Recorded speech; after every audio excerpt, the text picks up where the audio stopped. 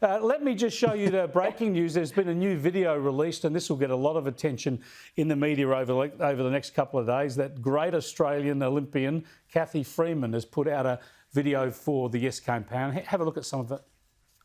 We have the chance to be part of a moment that brings people together, to work hard for something that we can all believe in. And right now, each of us can be part of something that really matters. I'm voting yes, and I am asking that all Australians do too.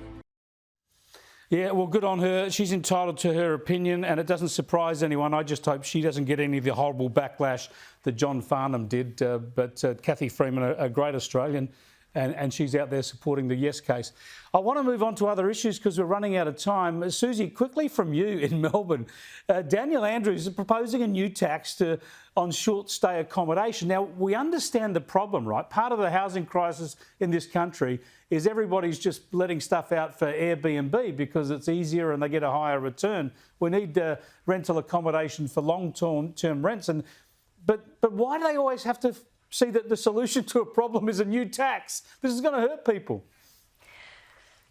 Well, because the thing is, they should be rewarding people who are doing the right thing, i.e. putting their vacant houses back into the rental market, rather than slugging people who are wanting to put them on Airbnb. But I don't actually have a problem with the idea of some sort of disincentive for Airbnb, because there's something like 40,000 of these properties in Victoria at the moment, about half of them owned by property developers rather than mum and dad investors.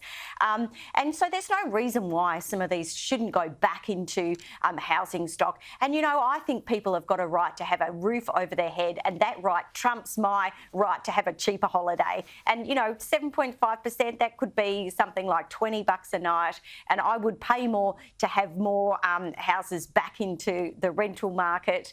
Whether this tax is actually going to work, yeah, well, we'll see. I wish someone would come up with a better idea. I mean, people are going to they can rent out their house for as long as they like if they want to go long-term or Airbnb.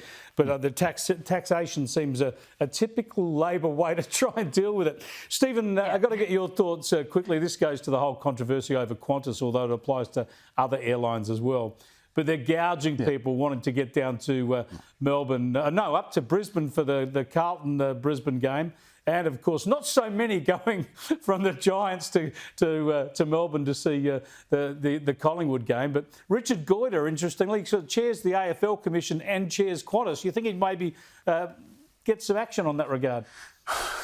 You would think so. Look, as somebody that pretends to be a Giants fan, go the Giants, and I've already had my hands on the cup, so I'm all good. But look, I just think it's extraordinary that we have, you know, in the midst of the current debate about how Qantas is behaving, you'd think that they'd be smart enough to realise that this is even further damaging their reputation, which has been trashed over the last decade or so. It's a no-brainer that you would, particularly if you are on the AFL Commission, that you'd do something about gouging your very own fans for flying to one of your games. It's hardly rocket science to have a few extra planes available in late September going to Melbourne and elsewhere. Susie, you're not on the Giants bandwagon. I certainly am, but you want the Blues to get up? Destroy my dream of a Brisbane Greater Western Sydney grand final? I'm trashing your dream here and now. Carlton Collingwood, that's what everyone in Victoria, we just can't wait. We've been waiting decades for this. I'm actually a Carlton fan now that Geelong isn't in the game. That's my number 2 team. In Victoria, we have number 1 and number 2 teams. Look, this is just appalling. $1,400 to fly one way from Melbourne to Brisbane for this game this weekend. And as you say, you know, it should have been foreseen. They should have had enough stock. And it is just complete and utter price gouging. And, you know, isn't it funny that Virgin, you know, someone said to Gil McLachlan, head of the AFL, oh, this is appalling. And he said, oh, well, you know, Virgin's our preferred partner. They do fly with... They do fly with Virgin, even Geelong. That was still $700 too.